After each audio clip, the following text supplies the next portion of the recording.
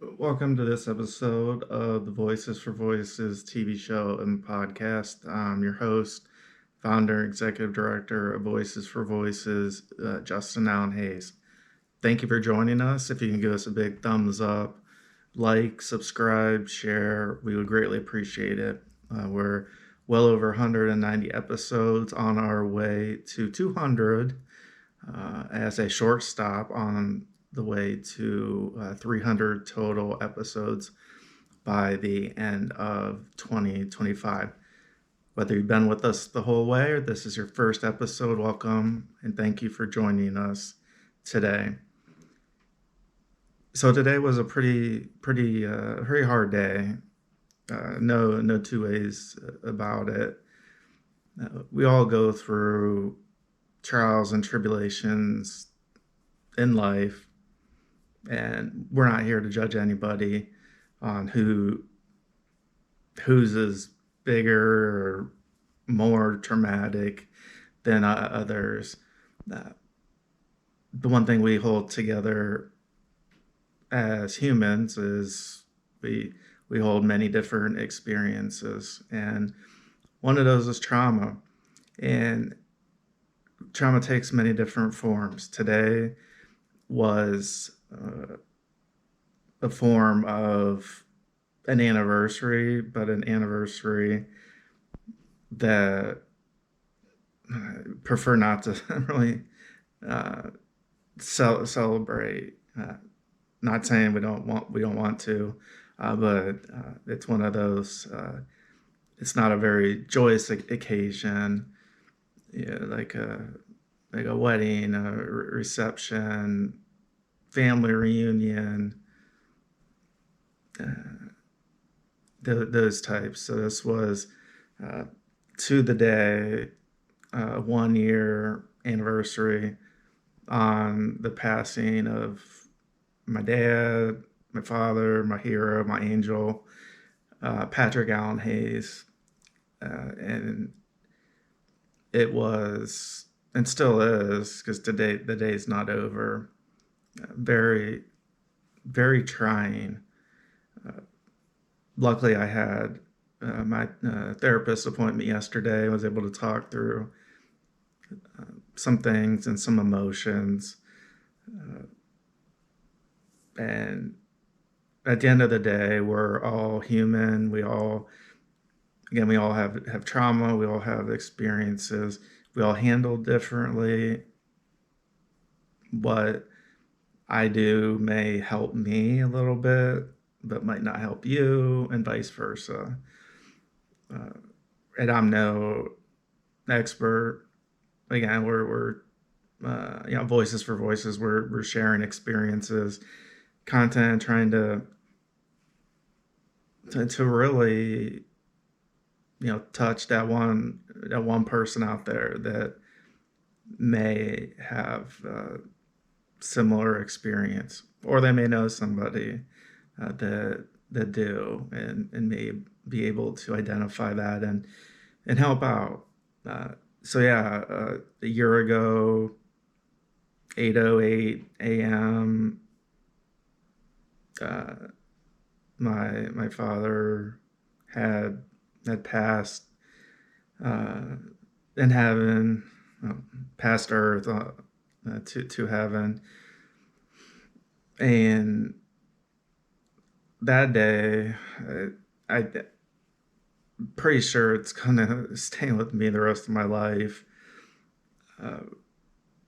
My immediate family, so my mom and my sister, myself, we had been staying at my mom and dad's house since my dad had been moved to hospice. But even within hospice, there were different levels, and they were measured, I guess, in my mind. So they don't Google and look for these levels and say, oh, well, Justin said this. No. And what I mean by that is start out where my dad's able to rest in bed like he always has with my mom, and then there were a couple times when he got up to go to the bathroom, and you know we were all running on fumes, and then he fell and slipped, and one time the ambulance squad was called, and it was at that, let's say, level or that decision making point where the hospital bed's brought in, and it's a matter of days, and then a matter of hours, and then a matter of minutes. And when my dad was transferred kind of from some of the last normal functioning things that he could, because our bodies are only operate for a certain period of time, and so as his body was shutting down, getting weaker from not being getting up and moving around, the hospital bed was how things progressed. Was eating fairly well. And then we got to the point where we were, I was like feeding him like baby food, but almost, like in the squeezy pouches. Because we're trying to get nutrition into his body, and so we were trying the best that we could. One of the things that I enjoyed doing and I'm going to get emotional here from time to time, so bear with me. As my dad was going through his chemo treatment, there at the particular hospital that he was getting his treatment at, there was, as there probably is at many, if not all hospitals, coffee shop.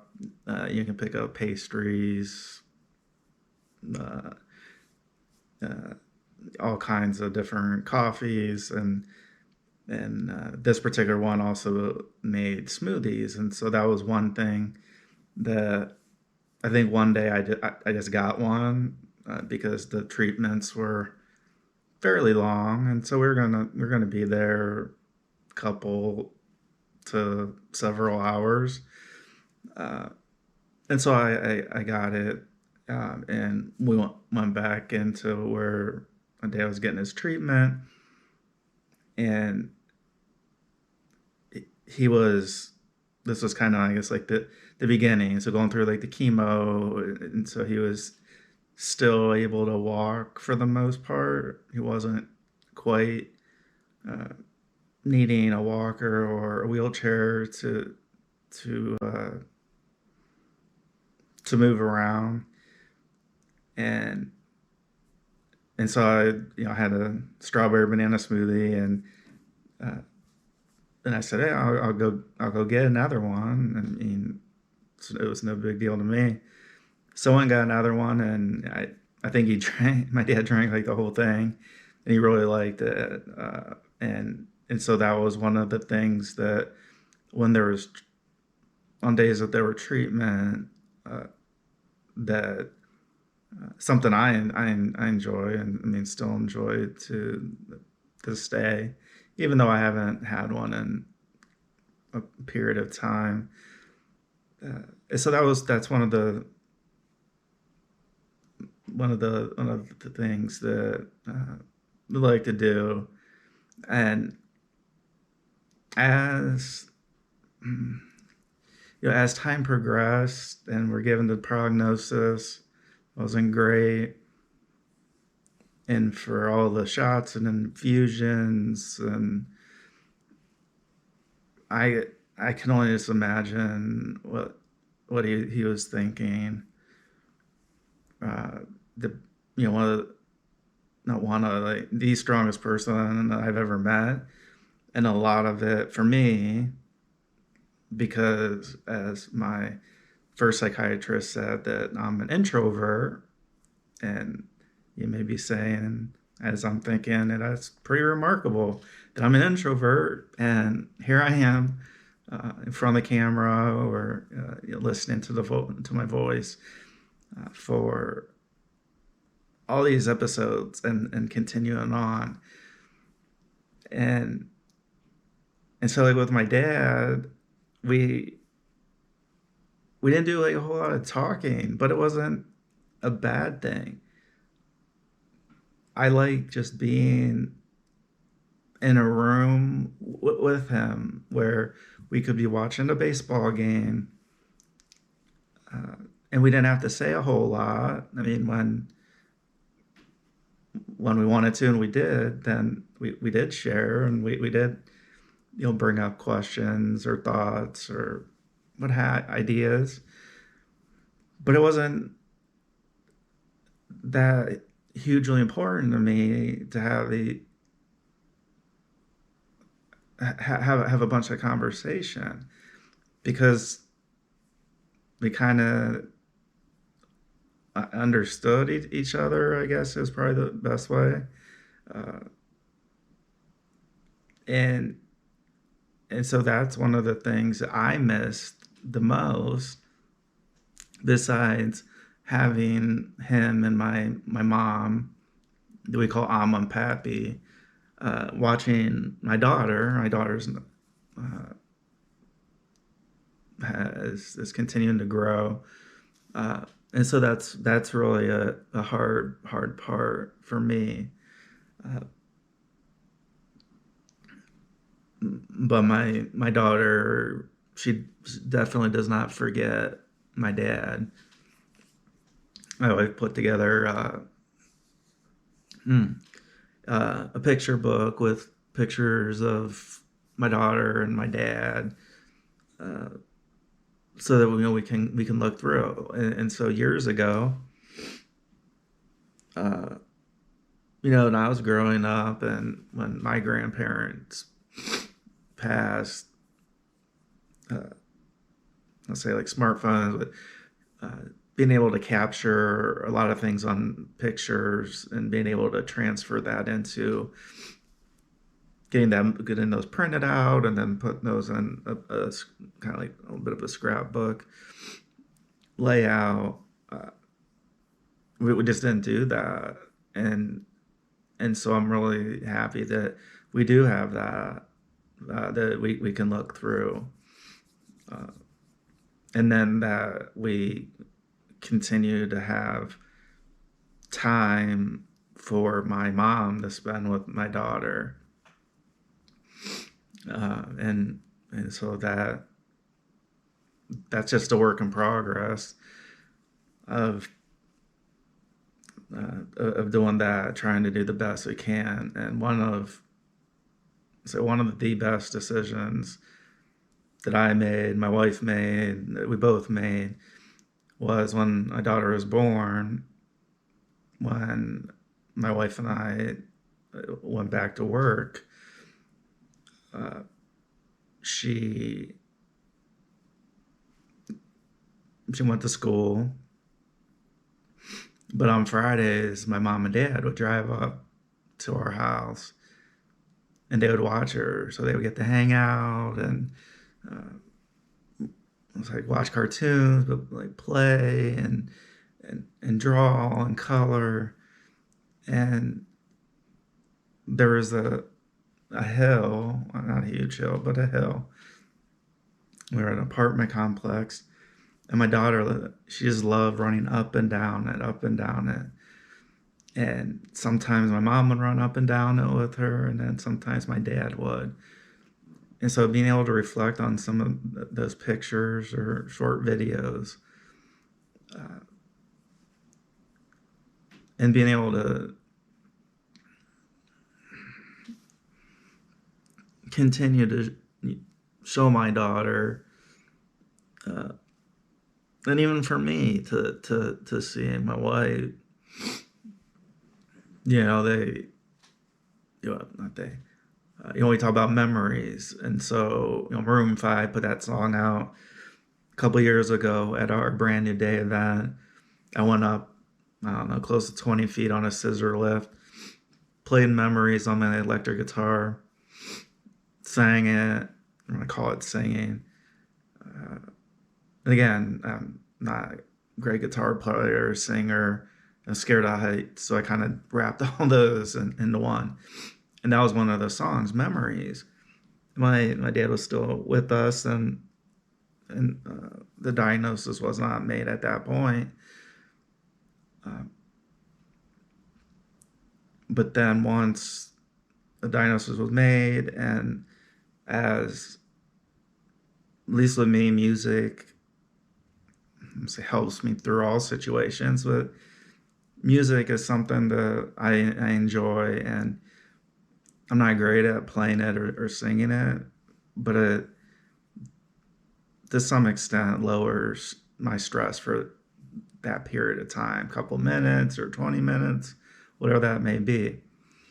And you may have seen video posted that I did. So I played and sung, if you want to call it that, Memories, the song from Maroon 5.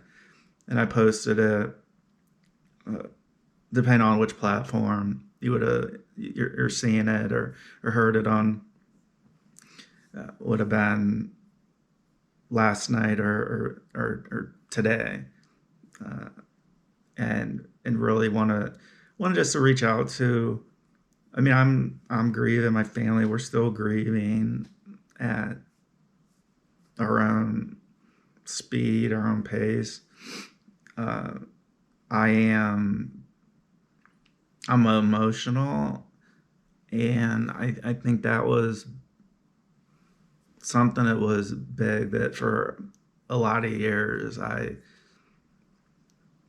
tried to hide my emotion, tried to just power through and get through it. And that's part of that stigma society with men. And some things we put on ourselves, some things are kind of those stereotypes of, men shouldn't really have emotions like that. Well, I do, and that's why I'm filming at this time, as I'm in the throes of this kind of really emotional time in my life, and obviously going forward with Dad having passed. And my mind is really all over the place at this point. So I kind of bring it forward where, I'm emotional, and there are, with that Memories song, I wanted to put that out not just for me, because it was helpful to me to do it, but others like yourself that, whether you like the song, whether it's just the inspiration that somebody doesn't have to be the best musician to play it, a particular song, that's what it's out there for. And then with the lyrics of, Adam Levine wrote the song after somebody important in his life passed. And so for me, this time around, after my dad passed, I thought I would try it. And so that's out there. In music, right? We saw Isabel a couple years ago at our brand new day event. She's a music therapist. She was room to room at the cancer wing at the particular hospital my dad got treatment at. She also visits hospice patients and just has one of those voices, just kind of like the angels. And I remember, I think it was the very first treatment my dad had. And she came into the room with her acoustic guitar and asked my dad uh, if he had a request or to, type of songs that he liked.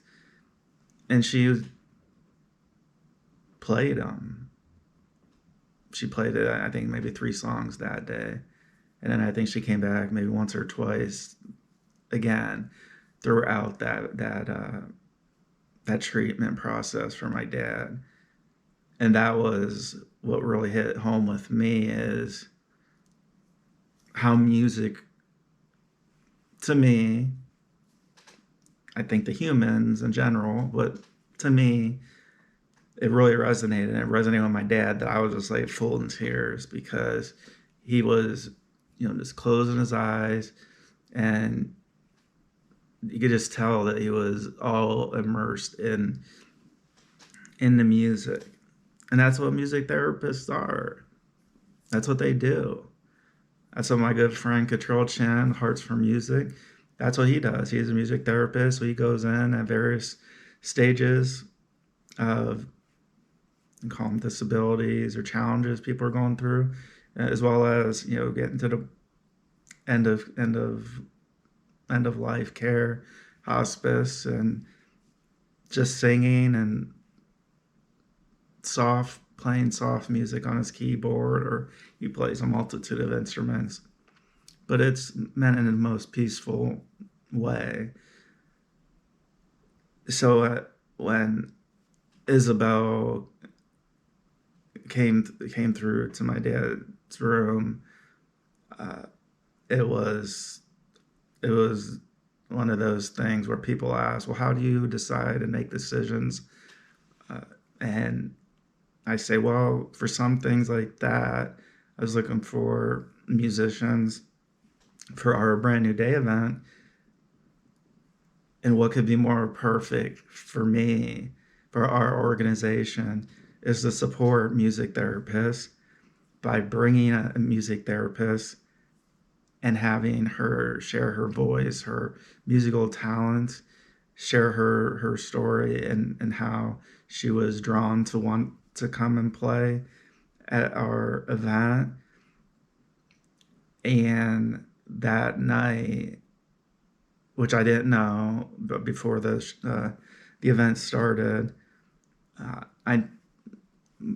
my dad wasn't in any shape, to come, and so my mom and dad, they weren't able to attend, and that was okay. I mean, life was happening, and so I did a FaceTime. So because we were at the location for the event, and so I had Isabel, and she was able to FaceTime with my dad, and come to find after the event that there were some complications that were happening around that time, and there had been calls between my mom and the doctors and the nurses and that to find out if they should go into the emergency room and get checked out. And so I didn't find out that until after the show, and my sister had talked to my wife, and then when I got home, my wife talked to me, and I called my sister, and so the next day we were back in the hospital. But that's just one way that music has really moved me.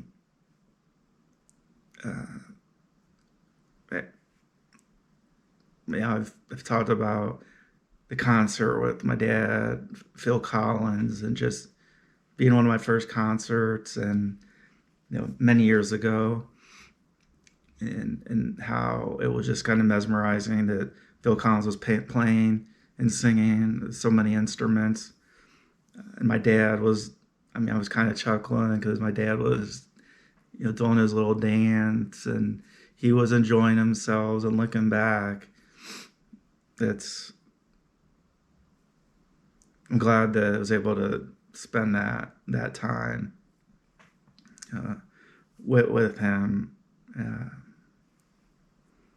and I think that's why with church, why singing and songs and psalms are played and sung, because way back in the day, when Jesus was living, uh, that was that was important, and that was something that happened then, and it happens now. And everybody has their particular tastes in music for various reasons. And to to have Isabel come through and play, uh, I was just it, it was just one of those like out of body experiences. Like, this is the perfect time to have such a peaceful musician and singer in the room with my dad, who is going through chemo treatment. And she may have only stayed for about 10 minutes. But after that time that she came, that was something we talked about a lot. And so when Isabel said, "Yeah, I'll come play at your event," uh, things just really came kind of full circle with that process. It was just, if I wasn't there at that time, I wouldn't have been able to see and hear that music and know, okay, this is Voices for Voices. Because one of the things that she does is, one of the songs, she'll ask her patients help with some of the words, things that they've done in life that they enjoy, whether that was excuse me, a vacation, a concert, a ball game, spending time with family, and she would integrate that into music. And that was just so beautiful. So fast forwarding to today, and we're coming here towards the end of the our mark. But when my family and I, when we stopped by the cemetery after church, to pay our respects, my dad is baseball is a sport that he liked to watch, and liked to watch my nephews play. And so they brought a miniature bat and put in with the flowers on the stone. And then my daughter, she painted a rock with a flower that we put on, and then she wrote my dad's name, Pappy, and then she signed her name. And then when I found out my dad, one of his favorite songs was "How Great Thou Art" from Carrie Underwood, I pulled it up on my phone and played it, listened to it, because that was something we did right after my dad passed last year, as we prayed and then played the "How Great Thou Art" from Carrie Underwood, I think 2 or 3 times right after he had passed. And the real silver lining today was very cloudy day, very overcast, very cold, very chilly. But at that kind of last few moments that I was there, the sky parted and rays of sunshine were shining down. And you can't make that stuff up. And that's probably my dad. Did Jesus say it? Whoever thinks going to be Everything's going to be okay.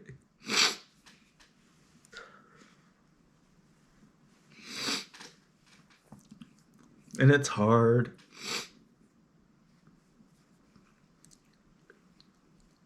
But just try our best. And so I wanted to share with this particular episode because of how emotional it is for me, and it may be for you, or maybe you've experienced it already. Uh, but I and our organization wants everybody to know, all our supporters, that we're people too. We're individuals. We have emotions, and I have emotions too. So, as you're taking time to watch and listen to our Voices for Voices TV show and podcast, we can't thank you enough for all that love and support. If you can give us a big thumbs up, subscribe, like, share, we would greatly appreciate that. And thank you for believing in us as an organization. And until next time, please be a voice for you or somebody in need.